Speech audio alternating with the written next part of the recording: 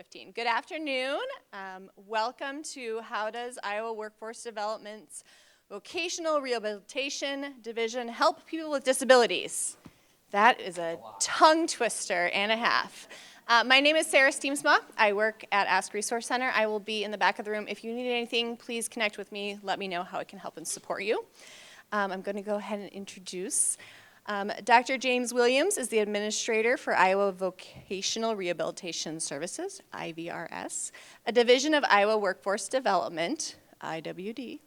Prior to serving as the Administrator of IVRS, Dr. Williams was the Chief Executive Officer of Bloom Consulting, a national provider organization specializing in providing vocational services, evaluations, and training to individuals with disabilities, particularly those diagnosed with Autism Spectrum Disorder. He's also a Certified Rehabilitation Counselor, an Advanced Certified Autism Specialist, and a Certified Special Education Teacher. He obtained his bachelor's degree in special education from Sam Houston State University, his master's in rehabilitation counseling from Texas Tech University Health Science Center, and his Doctorate of Education in educational leadership from Lamar University. He has had the wonderful opportunity to work in both public and private special education with students of all ages in both teaching and administrative roles. His passion for the last 18 years has been, and always will be, providing transitional and vocational pre-ETS services to students with disabilities. He strives to use his professional and personal experience with ASD as a catalyst to inspire and educate others to believe in the incredible possibilities for adults and children with disabilities when they receive the appropriate services and accommodations. Thank you very much for joining us. Awesome, thank you, Sarah. Okay, well, good afternoon, everyone. Thank you for joining me, especially Saturday. You have a lot of places you can go on a Saturday, and you stayed, and you haven't left yet, so thanks for staying. So I'm going to do a pretty brief kind of presentation overview of our agency today, but I also want to spend a lot of time giving you what's not on the slides. So you will have copies of these slides. You already have some in front of you, but we'll also provide them digitally. So some of my slides, you'll see I'll talk a lot about what's on there. Some of them I'll give you a little bit more background, but I want to give you what's necessarily not in the slides. As she said, my name is Dr. James Williams. I am the Director for VR in Iowa. And I want to spend some time kind of talking about what vocational rehabilitation is. If you already have a counselor, you already know about us. I'm sorry, you're going to have to hear something you probably already know. But I want to make sure we all have the same base understanding of what VR is. And it's really important. Obviously, it's something I'm passionate about leading our agency in Iowa. But it's also just, it's a very cool thing. And so that said, we're going to jump right in.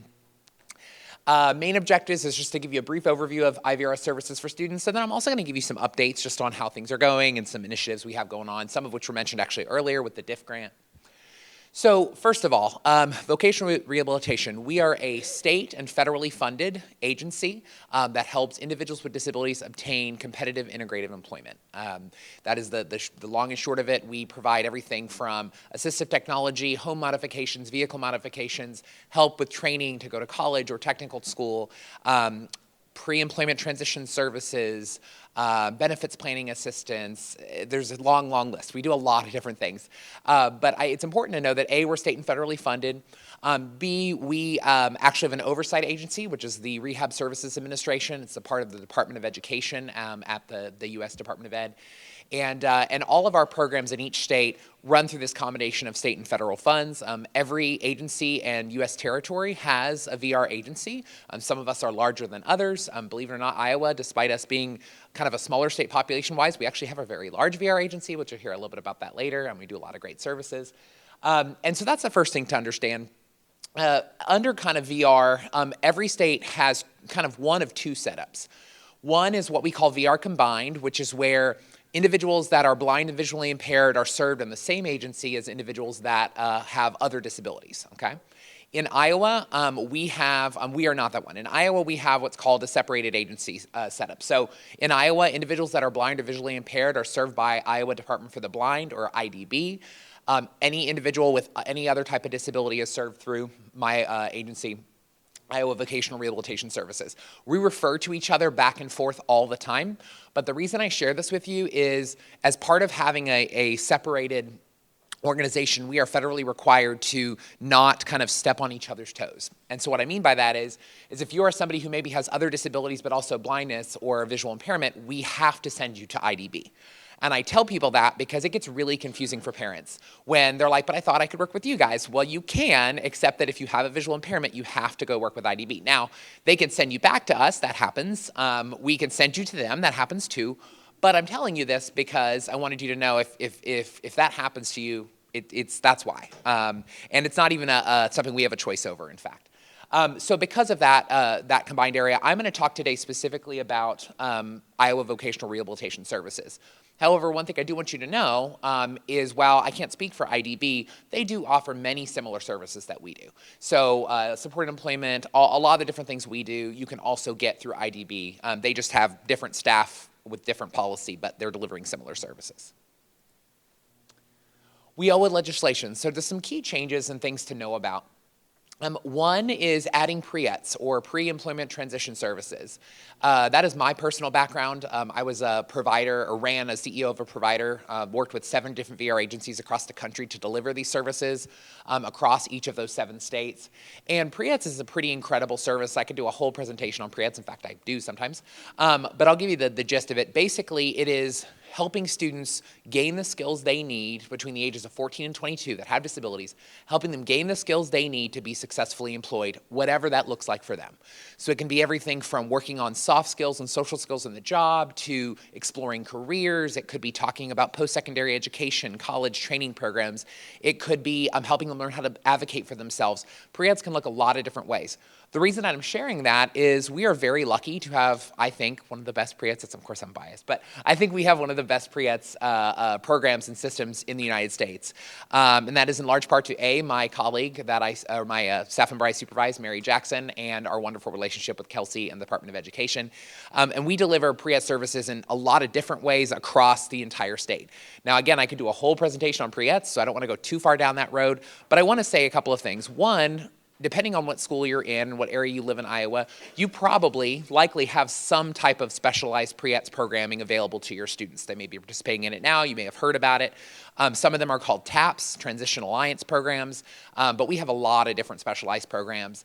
And you can find out a lot about those on our website, which I'll share with you later in the presentation. But we have a lot of really great services. The main reason I'm spending some time here, though, is I want you to know that this is 14 to 22-year-olds. So one of the big common issues that we see is parents think they have to wait until their child's senior year to talk to us. In fact, we would really prefer you not do that. Please don't do that. Please have those conversations. And honestly, you really don't even have to wait till 14. You can go on our website when they're 10, 11, or 12 and start looking at what we do. And in fact, that's a great idea. The sooner the better. I can't say that enough. Kelsey and Jess said that earlier in their presentation. Sooner the better. Again, lots of good services we can do before they even exit their school. Second piece, limitations on subminimum wage. So as of today, it is still legal in the United States to pay people with disabilities less than a minimum wage. In order to do so, an employer or organization has to apply for what we call a 14C certificate from the Department of Labor. Once they are issued that certificate, they can legally pay people with disabilities less than a minimum wage, far less, literally pennies compared to whatever it is in the state you live in. That probably will change in the future. It has not changed yet. There has been a bill to eliminate subminimum wage at the federal level pretty much every single year.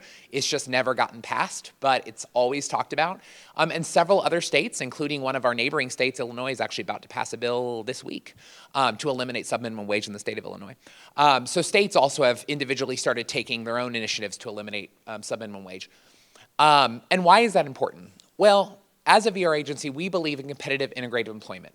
We believe that people with disabilities have the right to access work in the way that works best for them, but they also have the opportunity and should be treated as every of their member of society in terms of the wages that they're paid. And so as a VR agency, we are strong proponents of eliminating subminimum wage and support efforts to do so. In fact, there's a whole organization in Iowa called Iowa APSE that is specifically dedicated to creating opportunities, one of them being customized employment, and other opportunities to effectively make some minimum wage not needed. I will say one good piece of news is it is very, very, very, very, very, very small now in Iowa. I think we have probably a handful of providers across the whole state serving a very small number of individuals. So for all practical purposes in Iowa, it's about eliminated. It's just not completely yet. 3, collaboration between IVRS and IDB. So prior to WIOA's passage, we were allowed as a VR agency to kind of do our own thing, where and IDB was kind of allowed to do their own thing. And that's not really a good thing, to be honest. We need to work more together. And WIOA really put some pieces in place that said, hey, you guys have to talk to each other more. You have to do more to support people and be better referral partners. Number 4, avoiding the need, or specify the need to avoid supplanting. So one of the probably the hardest parts about Pre-ETS and the work we do is we cannot supplant services that your child's school provides. So we can't duplicate, we can't do the same thing they do. Now, we can, what we love to say is we can braid funds and braid services. So we can do services alongside, we can do different things at the same time, but we can't just replace them. It can't be, and I'll give you a good example. We'll have parents that'll come to us and say, hey, I'm struggling with my child's school. They're not helping them get ready for a job. Can VR just come in and do it? No, we can't do that. Can we provide services, though, that they don't provide? Absolutely, we can and we will. We added potential eligibility, and I'll talk more about PE or potential eligibility in just a moment. And there's always a focus on, and it's on the little thing. It should be CI, is it C? It should be CIE, yeah, it's caught on that little thing in the wall. Competitive integrated employment, right? So we're always focused on competitive integrative employment. And what does it mean? Competitive meaning employment that is similar to their non-disabled peers. Integrated meaning that it's integrated in the community. It's not, if you were in the previous workshop, it's not an enclave, it's not special for people with disabilities, it's not a specialized or separated setting, things like that. And then employment, of course, being pretty straightforward. Potential eligibility. So any student with a disability who is currently on an IEP or covered under the provisions of Section 504, regardless of whether they've applied for or been determined eligible for IVRS, is potentially eligible. Potentially eligible is a really cool thing because prior to WIOA and PE or potential eligibility, if you wanted services from VR, you had to walk into one of our VR offices, put in an application, work with a counselor, go through months and months of eligibility determination, get to the end, and then, and only then, could we do anything for you. That process has not changed. That still exists, but now you don't have to do that. If you're 14 to 22 and all you need, I say all you need, but you just need pre-ETS services. So you don't need help with home modifications, vehicle modifications, some of those other kind of specialized services that are really kind of higher level. Then potential eligibility is just fine. We serve thousands of students every year through potential eligibility. That's the whole reason it exists. So it's kind of a way, I like to tell people, it's kind of a quick way to get in the door with us without having to go through as much paperwork. That's the best way to explain PE. It lets us serve students much faster. And part of why PE exists is, let's face it, you guys, if you're in special ed, we know you have a disability, right? That's the whole premise of being in special ed. So it's kind of a common sense way for us to recognize that our partners at Department of Ed and at your child's school district have already done some eligibility determination on their own. We don't need to do more just to give you a set of pre-ETS services. Now, IVRS eligible is kind of the deeper piece I talked about earlier. So it's a student with a disability who's applied for and been determined eligible to receive IVRS services so that you've gone that full process.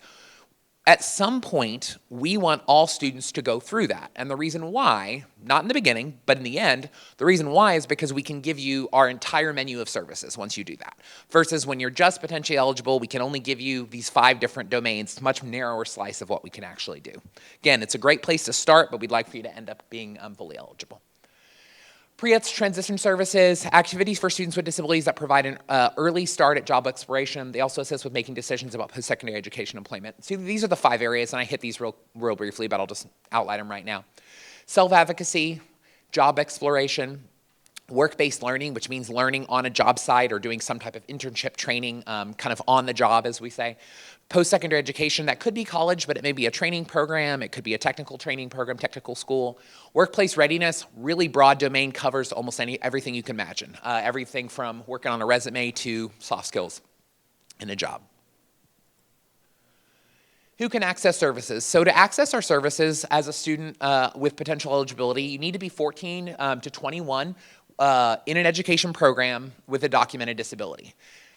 For potentially eligible staff can coordinate needed pre-ETS, but there's no individualized plan for employment. So an IPE is really what unlocks that whole menu of services, which is why I said earlier, long term, we do want to get all students at some point through that process just because we want them to have access to what they need, as adults in particular. Eligible for IVRS, you've applied and been determined eligible. Students with pre-ETS can be a part of an IPE, meaning you can be eligible and still get pre-ETS. It's just when you're potentially eligible, you can only get pre-ETS. And then, of course, adults with disabilities are required that are above that age have to go through full eligibility to receive services from us. So this is a list, and there's more. One of the hardest things when people ask me what I do, and I usually just tell them the same thing that I told you, but then the problem is like, well, but we do a lot more than just that. Like, yes, we help people get jobs, but there's so many things related to getting a job. So I'm just gonna hit, these are just the biggies, but there's others too. Really, these are services individualized to the unique needs of each student. So, and that's an important thing to share, because sometimes we'll have families or parents who will have, a friend of theirs is also a client of IVRS, and they're a client of IVRS, and they may both have the same disability, but they may be getting different services, and that's very much on purpose, okay? We deliver customized services to each individual we serve. So regardless of disability, there are going to be different services, because some individuals will need something and others won't, based on their career goal. One of those first things is assessment. So whether it's looking at vocational goals or skills, assessment is a big part of what we do. It's usually one of the first parts of what we do if we're going through eligibility. Vocational counseling and guidance, this is something that our VR counselors across the state provide. So if you're not aware, we have about 250 staff in our division. As mentioned earlier, we are, as of July 1st, a division of Iowa's Workforce Development Division, or IWD. Yes, the same IWD that does unemployment and the American Job Centers and all those other things you've heard about. We are all under one roof now. And as part of that, we have 13 area offices across the state of Iowa. We cover every county, all 99, and we cover every high school. And so you may not know who your person is or know where our office is, totally fine. I've had people tell me, I've lived in my town, my mom lived in my town for 100 years, and we never knew where the office was. It's totally fine. Nobody does until you need us, right? It's probably right next to your favorite restaurant and you didn't even know. Happens all the time. But we're there, and I'm telling you that because we can provide services in places that, frankly, a lot of other people can't. We have offices in areas that are pretty rural where there really are no other state offices. So it's something we're really proud of, that I think, I'm again biased, but I think for a state agency, we have a really great footprint in terms of where we serve and getting across Iowa.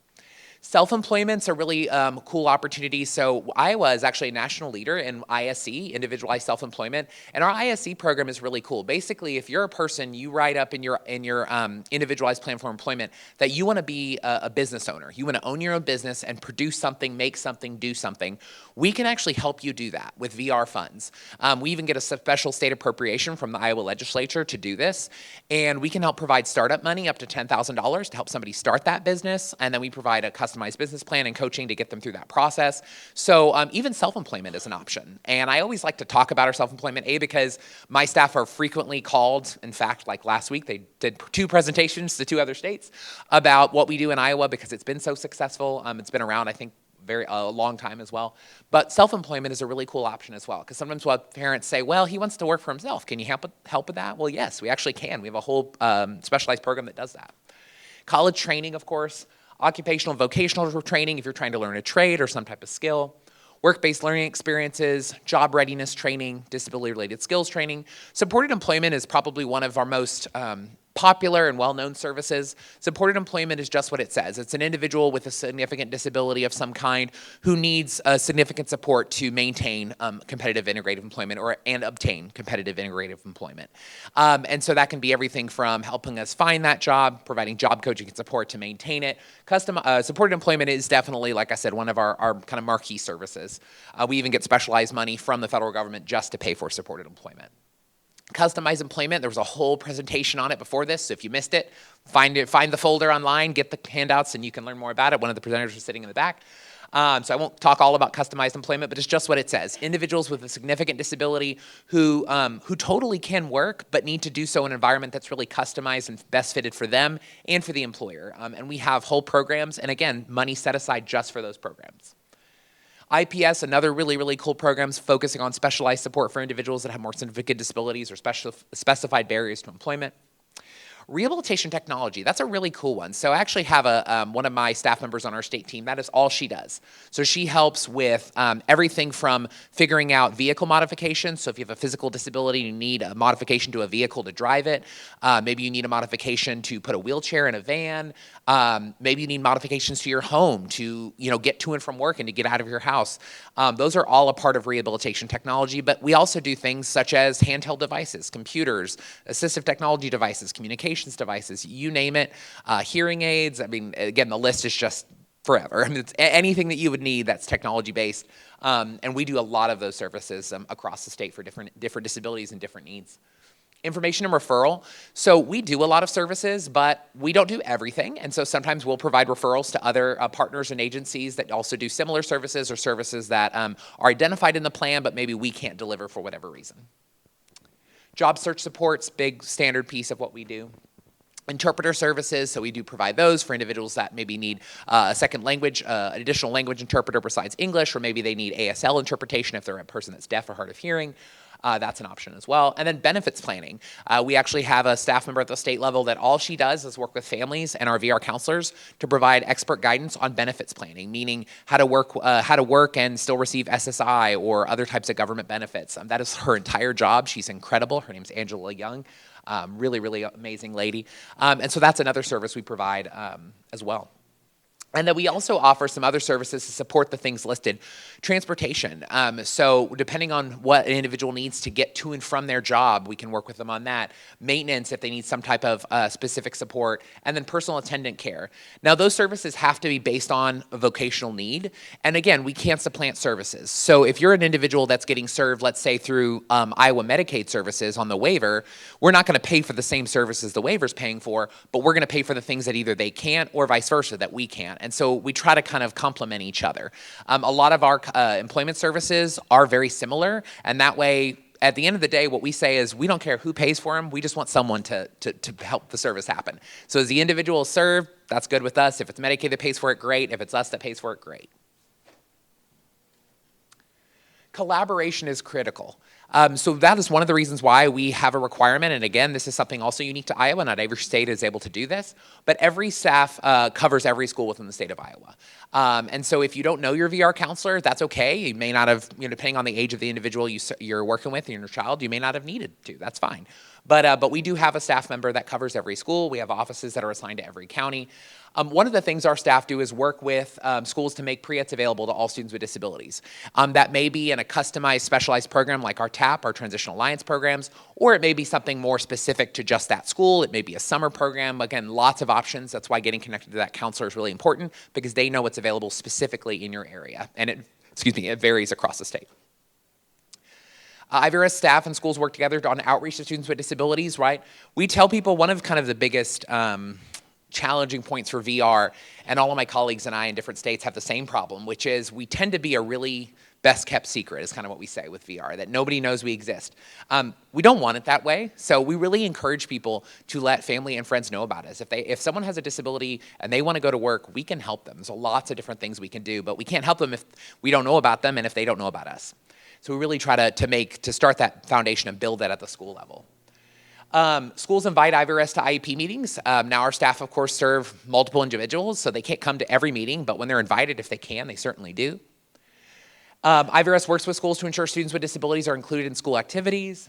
Parent engagement is encouraged and stressed, particularly when individuals are younger and they're not at 18, so they need that parent permission and authority. Funding decisions are made within the memorandum of agreement between IVRS and the Department of Education and between a MOA between IVRS and IDB. So that's really important. It's a bunch of legal mumbo jumbo on paper, but the reason that you need to know about that is because that's how we define the relationship of who can pay and who pays first. All that stuff is all within that memorandum of understanding. It also just tells us kind of how we're going to work together, keeps that relationship defined. Works with schools to develop a local school plan that outlines the responsibilities of the local school, the AEA that covers that particular area, IVRS, IDB, and any other partners involved. We actually are in the process of doing our local school plans right now, wrapping up that process. But I think that's really important as well. Every one of our local school plans is different. Identified gaps and identified areas of need is different in every school that we serve. I can promise you, all schools are different, right? We have some schools that provide really robust transition services that, even on top of what we do. We have other schools, especially in our rural areas, where they have a harder time. And so we are really able to step in and do quite a bit and to try to really beef up services and really work as partners, right? But our goal is that, again, we can't supplant, but we want to be supportive in the best ways that a school needs. And it really does vary quite a bit, but also based on the kind of students they have, disabilities, things like that. What can parents do? A couple of big things. First, connect early with our staff. Again, 14 is fine, but please don't wait till their senior year. That's the only thing I ask. It really makes things harder because it's a scramble. It also is affected if we have a waiting list or what's called order of selection in place, and I'll talk a little bit about that. Hold high expectations for your student, IVRS, and the school. I think that's really crucial. Kelsey said that earlier. Jess said it as well. We have to be willing. I tell people all the time, so here's the honest truth. I may be the director of the agency, but at the end of the day, lawmakers, my director, Governor Reynolds, they don't want to hear from me. They want to hear from parents. They want to hear from you guys. If you're not happy, if you want them to do more, if you want them to do better, please tell them. It means so much more coming from parents and community members. I cannot even tell you. I tell this to people all the time. I'm there to try to make things happen and keep things moving, but man, I tell you, if a parent gets on the phone, it's amazing the kind of support and the kind of things that we can see get done. So I really encourage parents to hold not just us to those high expectations, your legislators, your lawmakers, them as well. Because again, at the end of the day, they're the ones that determines what our budget is. They're the one that determines what funding we have, what the laws are that we have to operate within.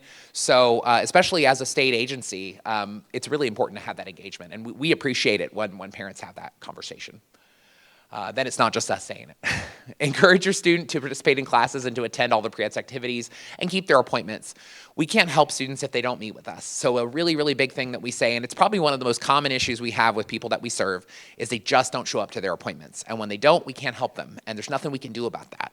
So really, really encouraging, if you're a parent, if you're a student yourself, make sure you go to your appointments. And if you can't, let us know. We'll get them rescheduled. But when you don't show basically all the progress in your case, everything just stops to a halt. And especially if you're getting closer to graduation or you need our help right now, that can really be harmful.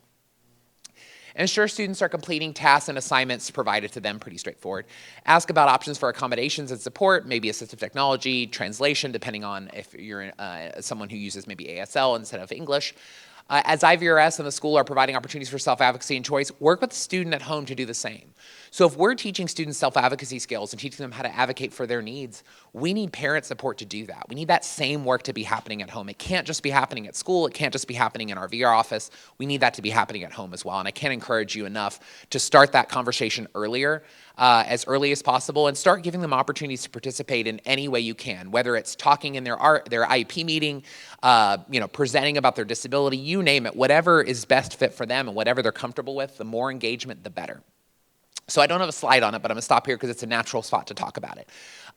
Unfortunately, one of the challenges we have is in Iowa, we serve a lot of people actually in our VR agency. So to give you kind of perspective, we serve about 11,000 individuals in Iowa in our VR agency with that 250 staff, which sounds like a lot, but you do the math, it's not as much as we probably would like it to be.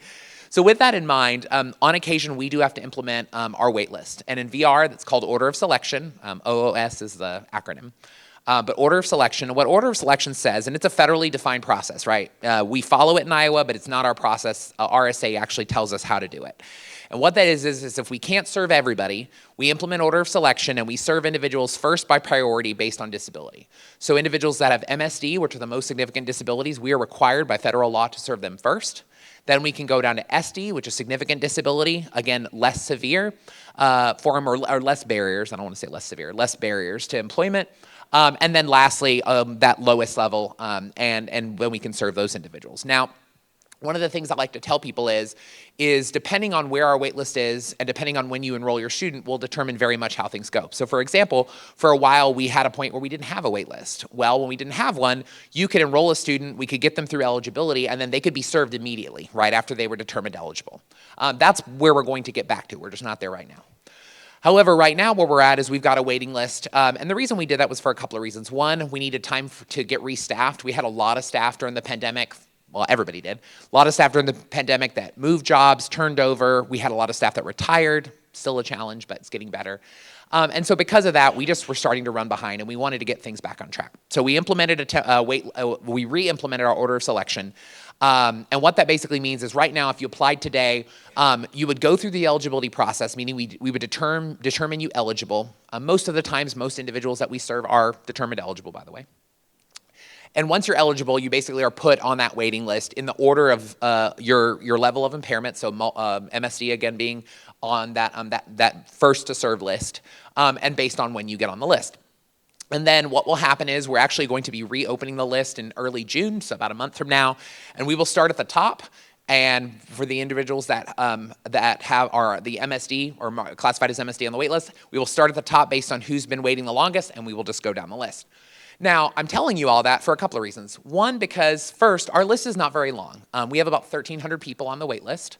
That sounds like a lot. It's really not. Once we start doing releases from the wait list, we will serve probably 50 a week. So every week we'll drop 50 off. Now, we'll have individuals that apply after that, and that's fine. They'll go to the list and we'll cycle back through. But the reason I'm telling you that is it won't take us that long to get through the list. So I'm sharing that with you because this is a great time to go through that process, do eligibility, get everything set up, and get on that list because you have insider information. We have not announced this publicly, by the way, so I'm glad you came to the session. So see, this is why you come to a session with the VR director, because I'm the one that controls the releases on the wait list. So that's why I'm a good guy to know.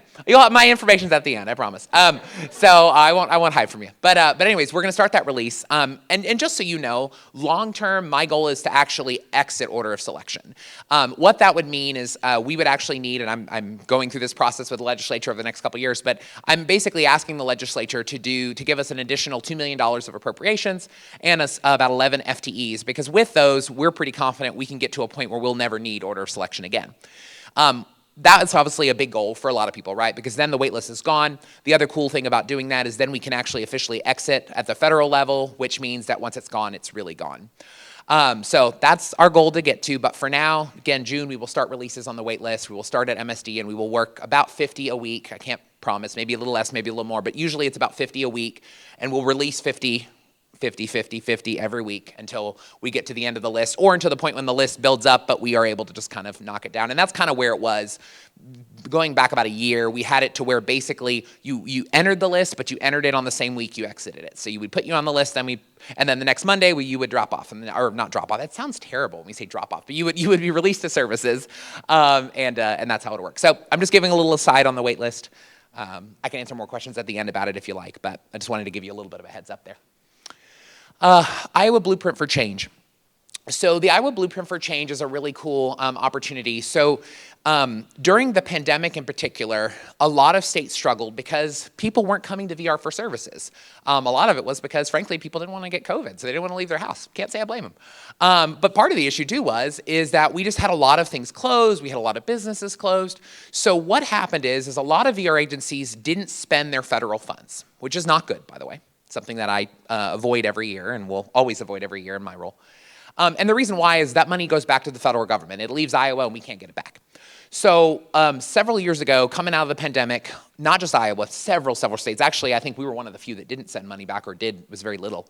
But nationally, they sent back, gosh, it was like $61 million, I think, the federal government. So what the federal government did is said, hey, we don't want this money, so we're going to set up these grants called DIFs, Disability Innovation Fund grants, and we're going to ask states to apply for the money to get it back and to use it for a specific special purpose. Lots of different grants. They've done basically one DIF or two every year, every other year, depends on the cadence of releasing, but needless to say, we were one of 14 state VR agencies that were awarded a DIF. And this Disability Innovation Fund is really cool because it lets us use a specific focus to provide extra services beyond what we already do.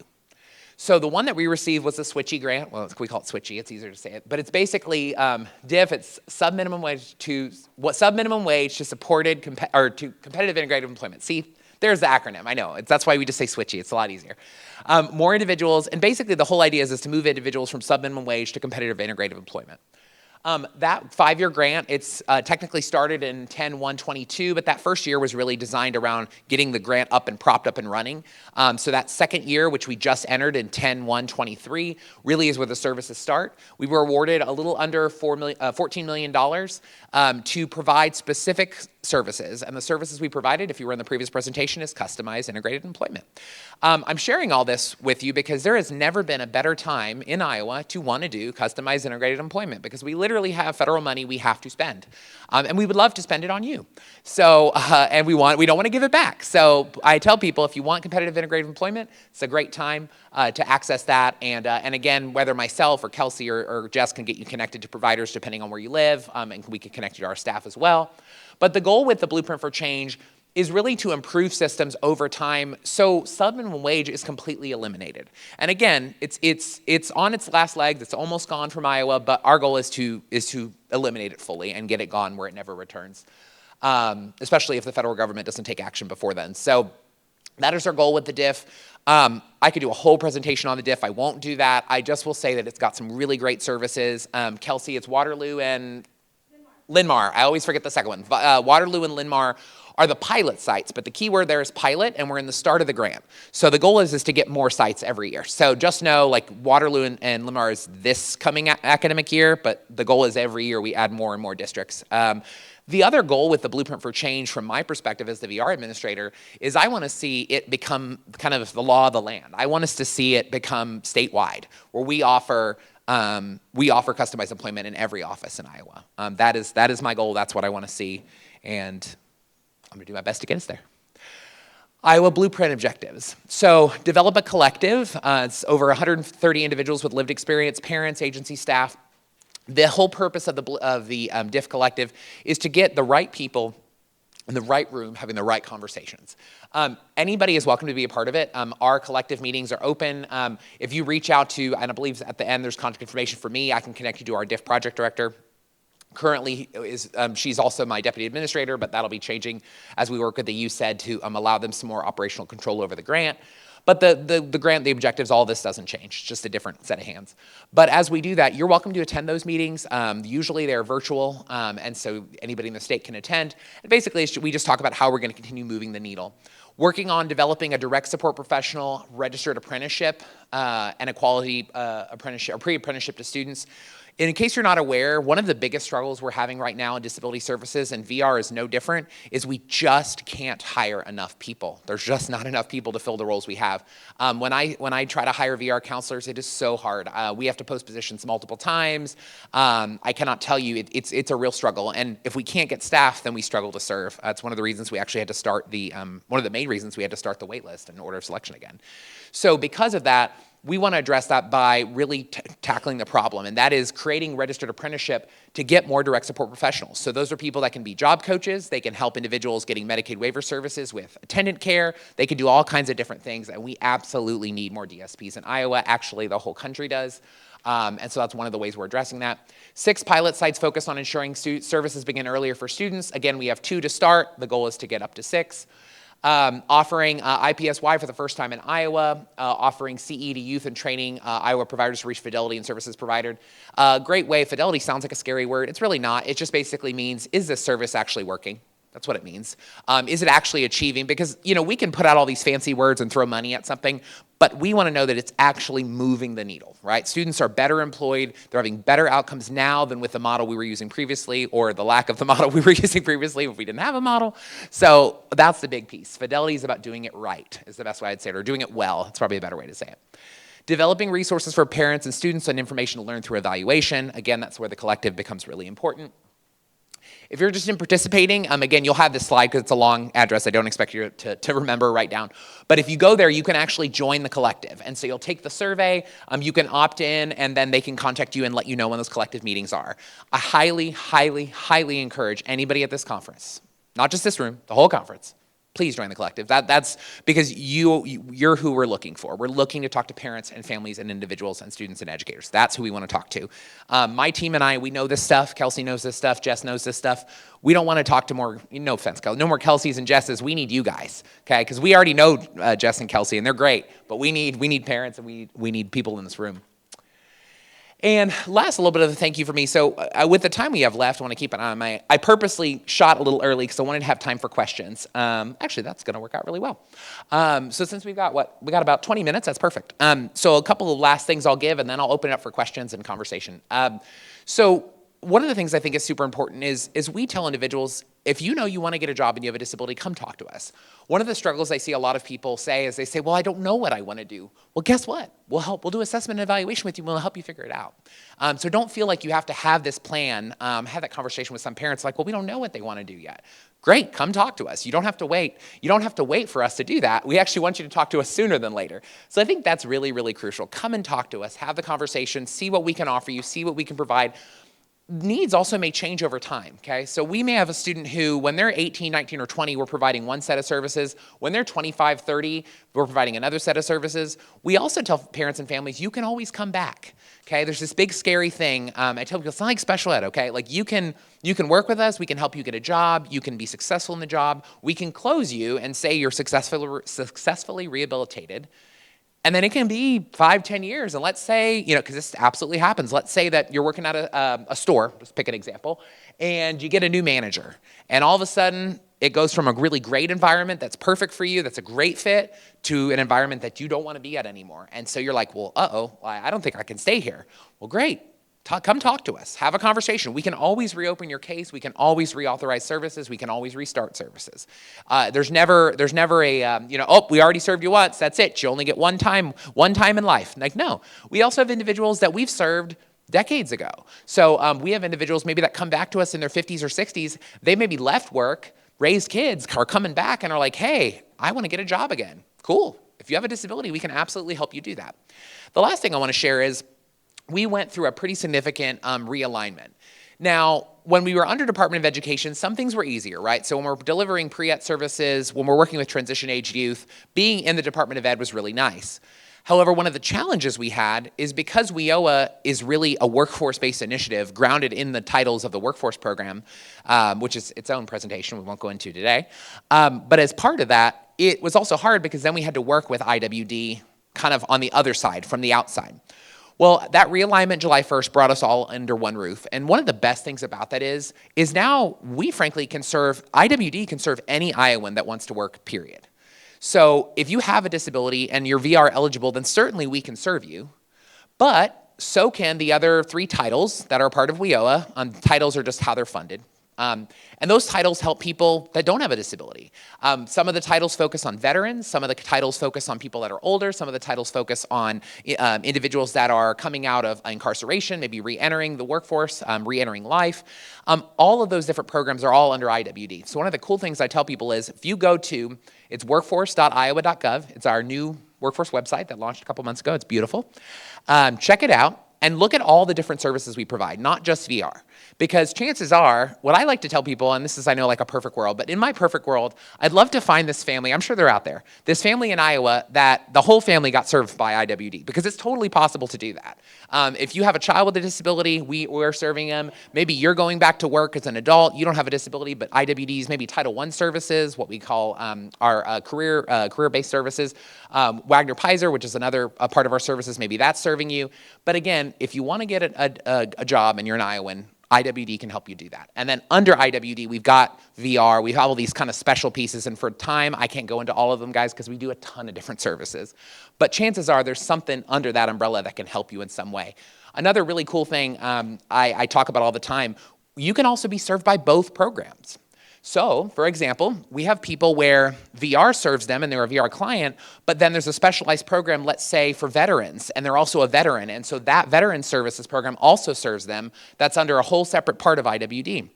Another example, we have students where part of IWD has funding to help pay for like college and training programs and things like that, adult training certificates, cool stuff like that, maybe at DMAC, for example. That title is paying for that program, but then the individual's coming to us for all the rest of the services that they need. So that's a really cool thing, and part of our alignment is we want to see more of that. We want to see more people taking advantage of everything IWD offers, not just VR. because we're one piece of a really big net of support that a lot of Iowans aren't aware of. And we do some incredible services. I could do a whole presentation on with my colleagues on the cool stuff we do. But and then one last thing I'll share, and then I'll open it up for questions. We also do some really great work with business engagement. So if you are either an employee or an owner or a member of a business that you think would like to work with people with disabilities, we have a whole team that's dedicated to developing those relationships. So reach out to us, talk to us. Vice versa, know that we do that on behalf of Iowans every day. So if you want to get into a new job or you want to get connected to an employer, we actually have a team of what's called BECs, Business Engagement Consultants, that their whole job, full-time, on behalf of the state, is to reach out to businesses and create pathways to get Iowans into those businesses and to get you jobs. And we even have resources that do that. That's a cool piece that a lot of people don't even know about. So, okay. That's enough. That's all the stuff. Go to our website, where it's workforce.iowa.gov. VR, you can find either through the Find a Job link on the left top corner, or you can find it in the middle where it says like Employer Services. You can kind of find us both ways. With the time we have left, I'd love to open it up for questions.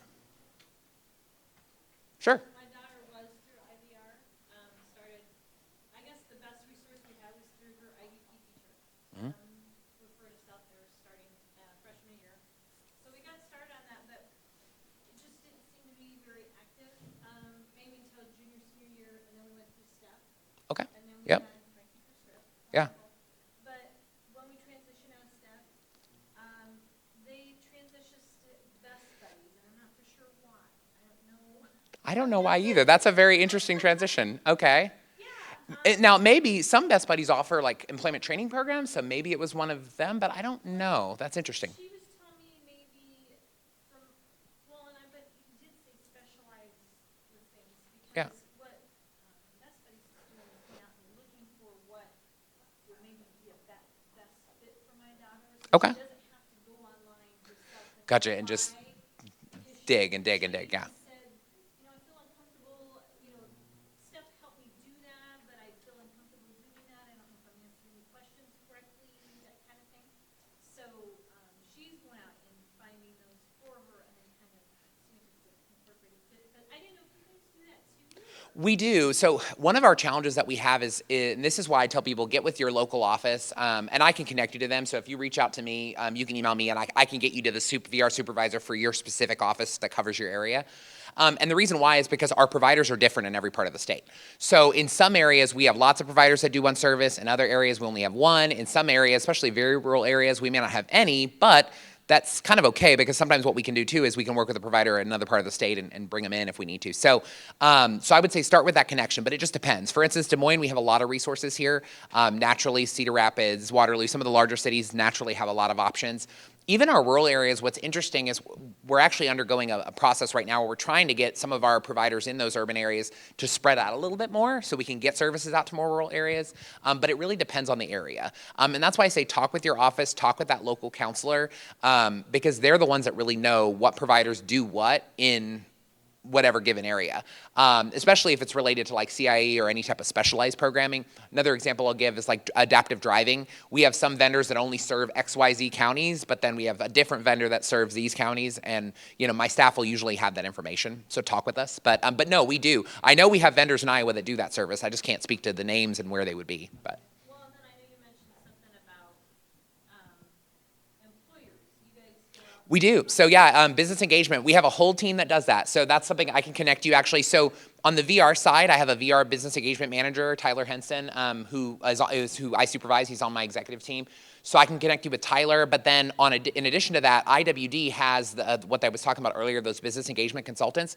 There's about 16 of them that cover the entire state. They also have relationships with businesses. So what we can do sometimes is we can say, hey, and this is actually the system that we're building right now. So I'd love for you to give us a call and let's start doing it, because I want to see it work.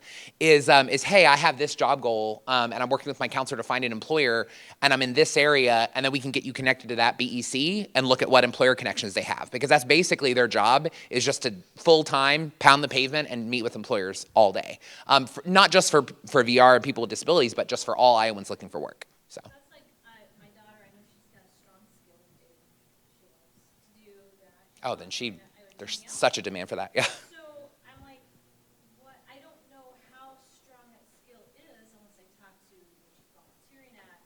Sure. It's like if she took a typing test or something like that,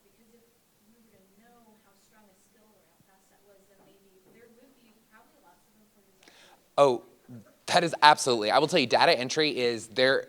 Yeah, I mean, there's a lot of critical shortage areas in Iowa. I mean, one of the issues that I tell people, and this is a good thing for people with disabilities, but not kind of a bad thing for the whole economy. We don't have enough workers in Iowa. It's a huge issue. We just don't have enough people across the board. And so there are very few fields right now where that are not in demand, where we're not seeing a shortage of the number of openings to the number of applicants. So, and data entry is one of them, especially administrative work. Especially for small business. And I think that's a great point. Well, they made a lot of good points, but one great point that Jess said earlier in the previous presentation was, it's amazing the kind of work, I mean, and don't get me wrong, we work with Wells Fargo, Hy-Vee, Athene, some of these large multinationals and Fortune 500s. We work with them too, but we also, especially in Iowa, we have a fantastic small business community here. And so knowing that, and knowing that sense of community that a lot of those small businesses have that very much identifies with us as a state, they're able to do some really cool work that frankly a bigger business can't, especially with customized employment. I have seen things where you couldn't have gotten that to work in a huge company, but with one owner and one manager and a small front office, you could totally carve out a data entry clerk and make that work. So absolutely. Absolutely. Good thoughts. Okay. Other questions? Yes? What advice do you have for parents who are in schools who maybe don't have those robust programs and aren't getting the services, and kids are graduating and still haven't had the services? So I think one of the things I would tell you is if you haven't already, talk to us, because many times my staff, especially our local VR supervisors in particular, will know of services that you may not even know exist. That's one of the things. One of the things I would also recommend too, joining the collective, because that information is what we need to know, because then what we're doing is we're trying to target those gap areas. So for example, if I know, I'll just fill in the name of a place, if I know that you're in XYZ, Iowa, and you come to us and say, hey, we have a VR counselor, he wants to do customized employment, but we don't have a provider, that's exactly what I need to know, because then my team and I are gonna try to find one and recruit one and bring one. And so I would say join the collective, talk with your counselor. The other thing I would encourage you to is to reach out to us. Kelsey is an amazing resource sitting next to you. I don't want to say she knows the whole state, but she really does know the whole state. And so, no, I know she's going to say no, but she'll know. If she doesn't know, then she knows someone who does. Like, she's a very good connector. And so if it's an area she doesn't know, she'll know whether it's the AAA or whoever to get you to that actually has an understanding of that. So I think that's part of it. I'm trying to think of any other ideas. I think one of the challenges is, and this is the issue we see in Iowa all the time, is we've got good providers, we've got some good VR staff, we've got parents that are engaged. A lot of times with our schools, it's just educating them, and it's changing how they think about students with disabilities and their potential. And it's so challenging and sad for me. So a little quick backstory with me. So I'm originally from Texas. I was a VR customer. I'm a person with a disability. I had a VR counselor. They helped me get my bachelor's in teaching and helped me get my first teaching job in special ed. And so it's very personal for me, the work that we do. And one of the challenges that I always reflect on is when I was younger, I was told I wasn't going to be successful. I was told a lot of things that are not true. I certainly wasn't told I was going to be a VR director in Iowa, that was for sure. But that would have been kind of strange if I was. But anyways, my point being is a lot of times people don't know what they don't know. And one of the things that we're challenging in a lot of our schools, especially in rural Iowa, is this kind of 1980s mindset about people with disabilities, thinking that like, and I'm just gonna say it because it's true, the what do you say, the 3 Fs, right? Food, flour, filth. There's they basically, they can only do these jobs, or they can only work this many hours, or they can only make this much, or they can only, and a lot of times, frankly, it's parents and students that are changing that perception. They're the ones turning it upside down. They're the ones that are educating the schools. I'm not saying that you should have to, because frankly, it isn't your job to do that, but we do need you to. And it is exhausting, but we need you to. And again, I've said it before, I'll say it again. They listen a lot more to you guys than they do to us. And I know it doesn't seem like it, but they really do. I mean, Kelsey and I mean, literally, her and I are in a lot of work groups together. In fact, we're going to a conference next week together to work on some of the things you're talking about, in fact. And it's funny because we say it all the time, every day to every person we meet. And we feel the same way. We're like, it's exhausting. But it's because they don't want to hear from us. They need to hear from real Iowans that have real individuals with disabilities and students that are really going through it. So I think that's part of it. It's educating. The other nice thing too is somebody like Kelsey, they can come in and do training. So one of the things that I would share with people is if a school wants to do better and they want to know more, we have resources here that we can deploy to that school, in person, virtual, you name it, to that school to actually teach them that information. So, ignorance is one thing, but there's a way to get the information.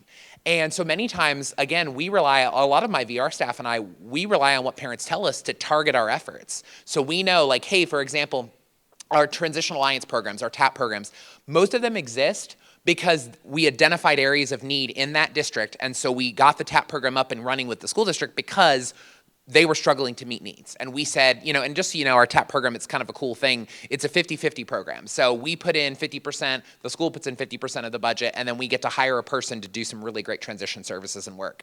And so it's a partnership. And again, I talked about that earlier, right? We can't supplant, but we can work together. And so again, by getting that feedback from you, then we can say, well, maybe that district needs a TAP program. Maybe that district needs technical assistance provided by a really great secondary transition person named Kelsey Teeter sitting next to you. There's all kinds of things we can do. But we don't know. I always tell my staff this all the time. I can't fix what I don't know.